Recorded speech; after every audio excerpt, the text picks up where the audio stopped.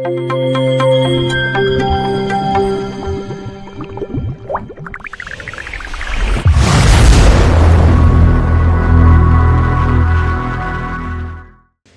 Student, welcome back to a new lecture of chemical kinetics. ठीक है, तो पिछले कुछ लेसन में हम क्या पढ़े थे कि rate of appearance, disappearance, average rate क्या होता है, इंस्टेंटेनियस रेट क्या होता है, ऑर्डर ऑफ द रिएक्शन, फिर उसका हाफ लाइफ और 75% कंप्लीशन टाइम, ये सब देखे थे और उसके रिलेटेड कुछ न्यूमेरिकल भी सॉल्व किए थे। तो आज से एक केमिकल काइनेटिक्स का एक नया एक्सपेक्ट स्टार्ट होने जा रहा है। ठीक है, तो जहां पे हम क्या पढ़ने वाले हैं, कुछ फैक्टर्स के बारे में पढ़ेंगे जो कि एक केमिकल रिएक्शन को इफेक्ट करने वाला है। ठीक है, तो क्या देखने वाले हैं, जो फैक्टर्स होता है कि एक केमिकल रिएक्शन हो रहा है तो उसको कौन कौन सा फैक्टर इफेक्ट करने वाला है उस रिएक्शन को, वो हम देखने वाले हैं। ठीक है, तो आज जो फैक्टर के बारे में पढ़ेंगे हम, उसका नाम है टेम्परेचर। ठीक है, तो हम क्या देखेंगे, बेसिकली उस टॉपिक का नाम क्या होगा,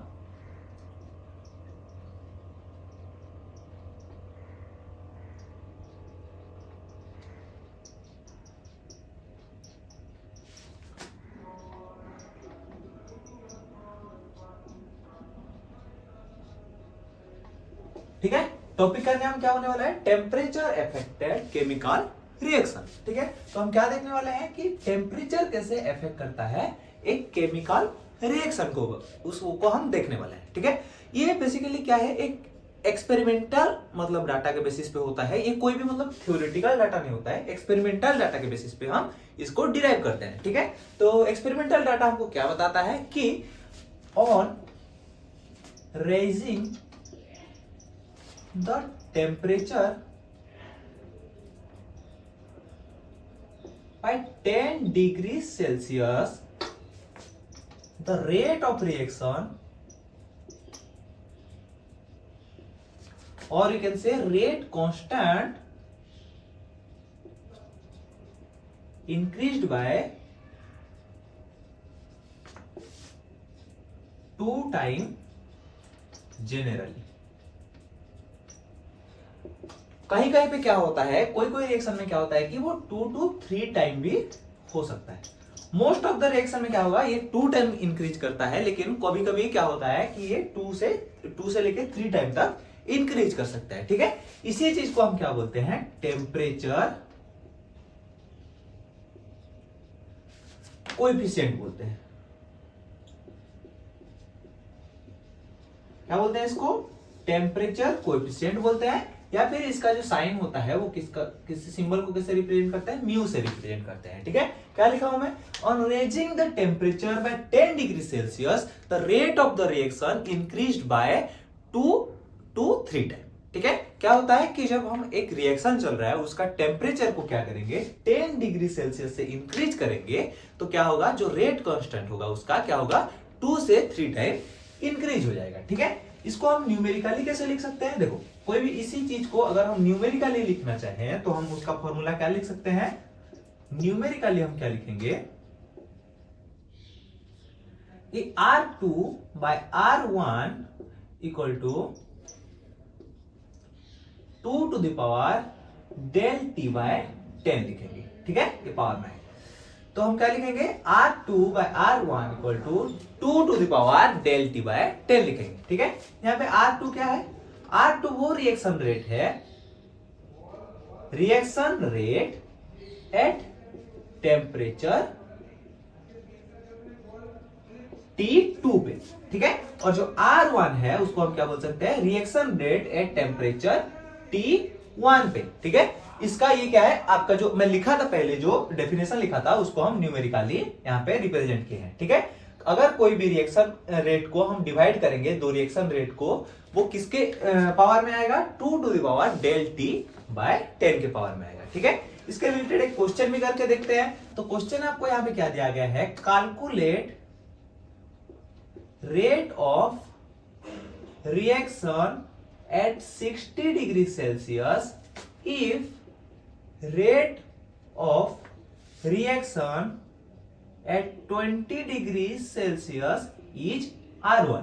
ठीक है, और जो आपका क्या दिया गया है, टेम्परेचर कोएफिशिएंट का वैल्यू कितना दिया गया है, 2 दिया गया है। ठीक है, फॉर्मूला हम क्या देखे थे कि फॉर्मूला में क्या था, R2 by R1 equal to कितना होता था, 2 का पावर डेल टी बाय 10 में होता है। पुट करते हैं हम, देखिए ये जो 2 है, क्योंकि यहाँ पे टेम्परेचर, यहाँ पे एक्चुअली टेम्परेचर कोएफिशिएंट होता है, ठीक है।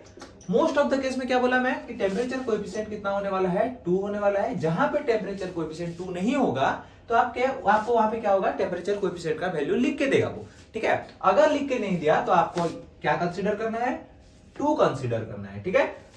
तो यहाँ पे वैल्यूज पुट करते हैं। R2 हमको पता नहीं है, वो R2 कितना डिग्री सेल्सियस पे है, 60 डिग्री सेल्सियस पे है, ठीक है।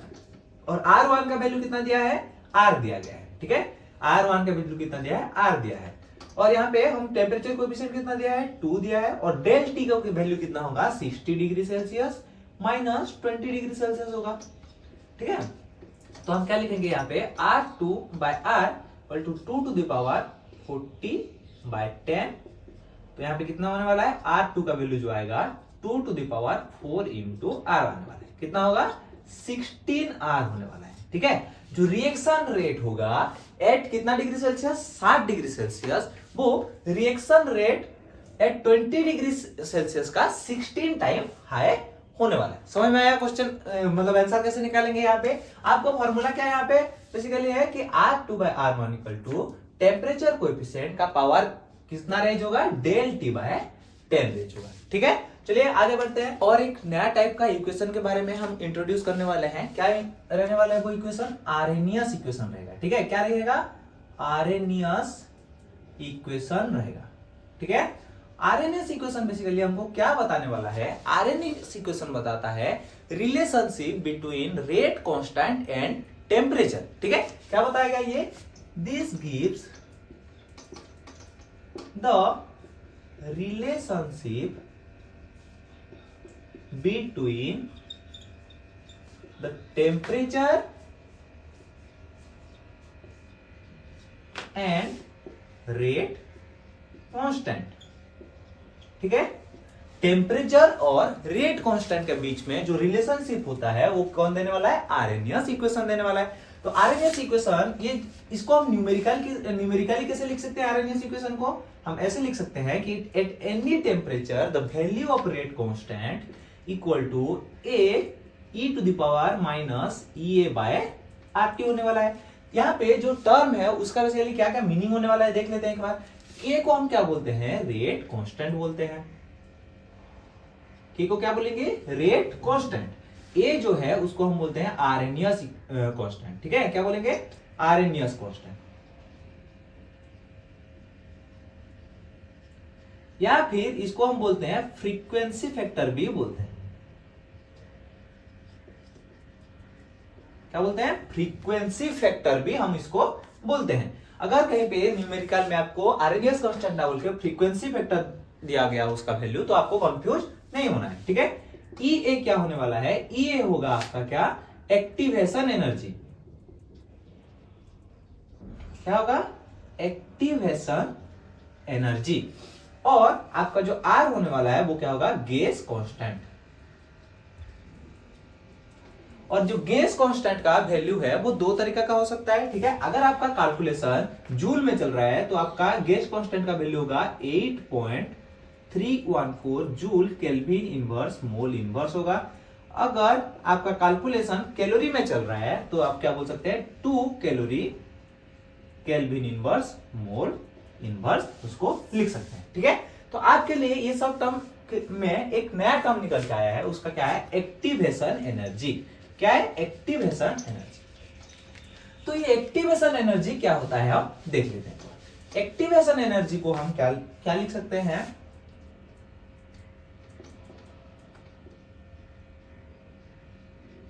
एक्टिवेशन एनर्जी या फिर जो ई ए, उसको हम क्या बोलते हैं, the minimum amount of energy that require by the reactant to form product, ठीक है। मैं क्या बोल रहा हूं, the minimum amount of energy required by the reactant to form a product. क्या बोलते हैं हम, the minimum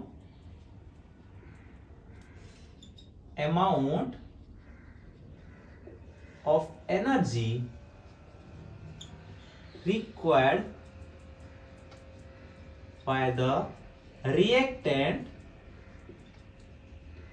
to form product, ठीक है, इसको हम बोलते हैं एक्टिवेशन एनर्जी। मान लीजिए आपके पास कोई रिएक्टेंट है, ठीक है, वो क्या करता है, प्रोडक्ट में जाता है, तो इसको जितना भी एनर्जी चाहिए होगा उसको हम बोलते हैं ईए। ठीक है, ऐसा भी तो हो सकता है आपका रिएक्शन में कि ये जो प्रोडक्ट है या फिर आपका कोई रिवर्सिबल रिएक्शन हो तो ये जो प्रोडक्ट होता है वो भी रिएक्टेंट फॉर्म कर सकता है, तो उसको भी तो एक्टिवेशन एनर्जी बोलेंगे। तो ये एक्टिवेशन एनर्जी और ये एक्टिवेशन एनर्जी में डिफरेंस क्या होने वाला है, देखिए, जो ये रिएक्टेंट से जब प्रोडक्ट बनेगा जितना अमाउंट ऑफ एनर्जी रिक्वायर होगा उसको हम बोलते हैं एक्टिवेशन एनर्जी फॉरवर्ड या फिर फॉरवर्ड एक्टिवेशन एनर्जी बोलते हैं। ठीक है, उसको रिप्रेजेंट कैसे करते हैं, ईएएफ से रिप्रेजेंट करते हैं। लेकिन जब प्रोडक्ट से रिएक्टेंट बनेगा उसका जो एक्टिवेशन एनर्जी होता है उसको हम बोलते हैं बैकवर्ड एक्टिवेशन एनर्जी या फिर बोलते हैं ईएबी से रिप्रेजेंट करते हैं। ये वैसा ही कंसेप्ट है। देखिए, मान लीजिए आप जब पार्क पे जाते हैं, क्या होता है, आपके पास एक स्लाइडर रहता है, तो एक स्लाइडर जो रहता है वो क्या होता है, मान लीजिए आपके पास यहाँ पे स्लाइडर है, तो लेकिन यहाँ पे जाने के लिए क्या होता है, आपके पास ऐसा कुछ मतलब सीढ़ी रहता है जहां पे आपको क्या होता है कि चढ़ के जाना पड़ता है, यहां से आप प्रोडक्ट बना सकते हैं। मतलब यहाँ पे मान लीजिए आपका प्रोडक्ट है और यहाँ पे आपका रिएक्टेंट है। ठीक है, क्या है, रिएक्टेंट है। ठीक है, ये रिएक्टेंट को यहां तक जाने के लिए पहले एनर्जी चाहिए, उसके बाद से ये ऐसे भी मतलब प्रोडक्ट फॉर्म कर सकता है। आप इसको एक एग्जांपल के तौर पे ले सकते हैं। ठीक है, मान लीजिए आपका रिएक्टेंट यहाँ पे चढ़ के जाएगा पहले, उसी के बाद ये प्रोडक्ट फॉर्म कर सकता है। तो ये जो एनर्जी चाहिए इसको, इतना अमाउंट ऑफ एनर्जी को हम क्या बोलते हैं, एक्टिवेशन एनर्जी बोलते हैं। ठीक है, क्या बोलते हैं, एक्टिवेशन एनर्जी बोलते हैं। ठीक है, इसका जो मतलब ग्राफ ड्रॉ करते हैं जब एक्टिवेशन एनर्जी का, वो भी कुछ ऐसे ही दिखता है। ठीक है, वो आगे हम देखने वाले हैं कैसे दिखेगा उसका ग्राफ। ठीक है, तो चलो देख लिया हम कि एक्टिवेशन एनर्जी किसको बोलते हैं। अभी क्या देखेंगे कि जो टेम्परेचर के साथ जो हम यहाँ पे पढ़े आर्हेनियस इक्वेशन में रिलेशन पढ़े किसके साथ, टेम्परेचर का रेट कांस्टेंट के साथ। अभी हम देखेंगे कि अगर दो डिफरेंट टेम्परेचर है तो हमारा रेट कांस्टेंट के साथ टेम्परेचर का रिएक्शन या फिर जो रिलेशनशिप वो कैसे होने वाला है। ठीक है, एट डिफरेंट टेम्परेचर देखने वाला है। रेट कांस्टेंट और किसका देखेंगे हम, टेम्परेचर का रिलेशनशिप देखेंगे एट डिफरेंट टेम्परेचर। ठीक है, डिफरेंट टेम्परेचर में हम क्या देखेंगे, उसका रिलेशनशिप क्या होने वाला है। देखिए, मान लीजिए आपके पास एक रेट कांस्टेंट है K1, उसका हम अगर उसका लिखेंगे, जो हम आर्हेनियस इक्वेशन लिखेंगे, क्या लिखेंगे, a e to the power minus EA by R T1 लिखेंगे, है ना। जब हम K2 के लिए लिखेंगे a e to the power minus EAR T2 लिखेंगे। हम यहां मान के चल रहे हैं कि जो एक्टिवेशन एनर्जी है वो सेम है। ठीक है, हम क्या किए, जब K1 का रिलेशनशिप क्या होने वाला है कि इसको हम फर्स्ट इक्वेशन देते हैं, K1 क्या होगा, a e to the power minus EA by RT 1 होने वाला है, और K2 क्या होगा, इसको हम सेकेंड इक्वेशन लिखते हैं, वो क्या होगा, a e to the power minus EA by RT 2 होगा। तो जब हम क्या करेंगे, 2 को 1 से डिवाइड करते हैं तो हमारे पास क्या निकल के आएगा, K2 by K1 equal to, यहाँ पे क्या लिखेंगे, a e to the power minus EA by RT2 by a e to the power minus EA by R T1 लिखेंगे। तो ये एक कैंसिल हो जाएगा, तो हमारे पास क्या बचेगा, K2 by K1 equal to, हम लिख सकते हैं e का पावर, इसको अगर ऊपर लेके जाएंगे तो ये e का पावर माइनस हो जाएगा, तो ये क्या होगा, ये माइनस पहले से ही है तो इसको हम प्लस लिखेंगे। ऐसा कुछ दिखने वाला है हमारा जो इक्वेशन है। तो हम इसको और भी सिंप्लीफाई कर सकते हैं, कैसे, K2 by K1 equal to e to the power, ये जो प्लस है उसको पहले लेके आ जाता हूं, और EA by R को मैं कॉमन ले लेता हूं, तो हम क्या लिखेंगे, 1 by T1 minus 1 by T2 लिखेंगे। तो हम यहाँ पे एक लॉन का टर्म इंट्रोड्यूस करते हैं। ठीक है, अगर हम यहाँ पे क्या लिखेंगे, लॉन K2 by K1, और लॉन और E क्या हो जाता है, कैंसल आउट हो जाता है, तो हमारे पास यहाँ पे क्या बचेगा, EA by R 1 by T1 by 1 by T2।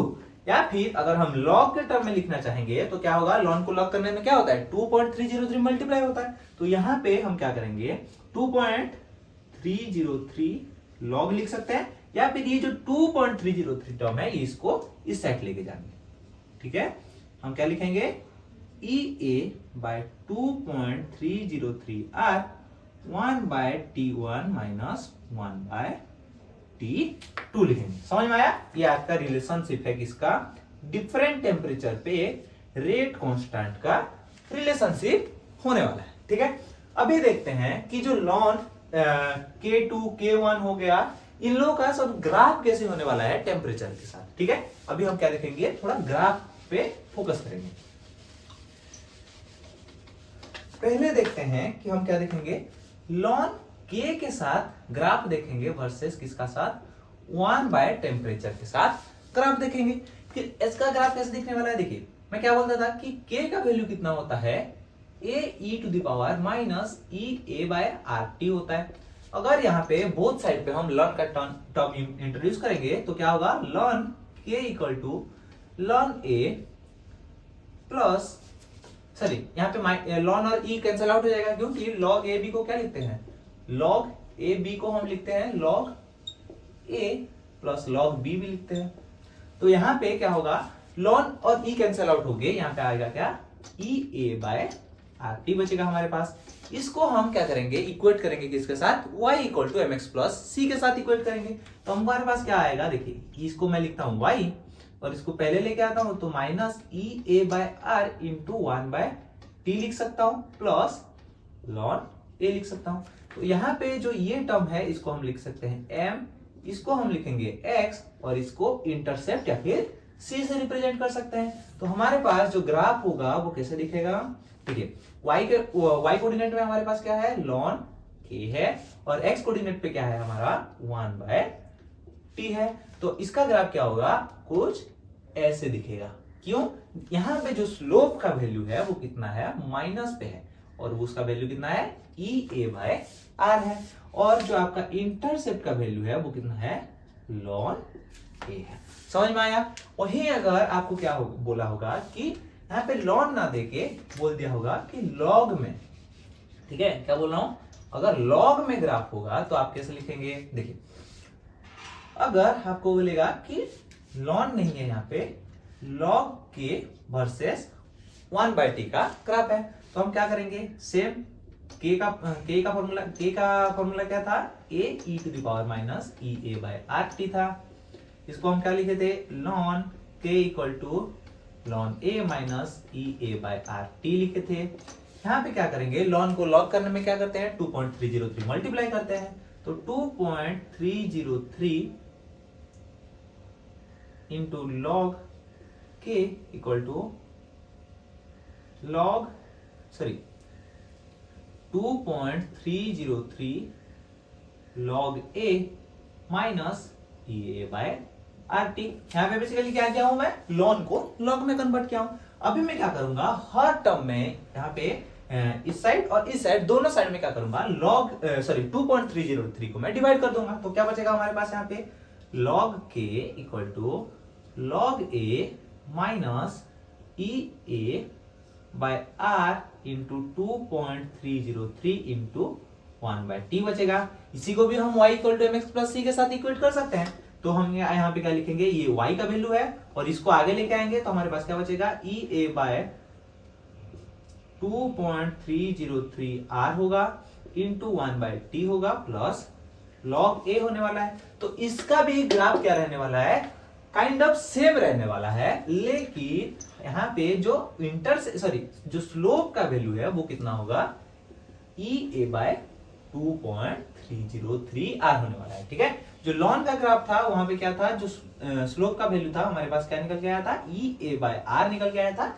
और यहाँ पे क्या होगा, EA/2.303R होगा। ये छोटा छोटा चीज आपको ध्यान देने का जरूरत है। ठीक है, तो आज के लेसन के लिए इतना ही। आज के लेसन यहीं पे रैप अप करते हैं। पढ़ते रहिए, खुश रहिए। Thank you, happy learning.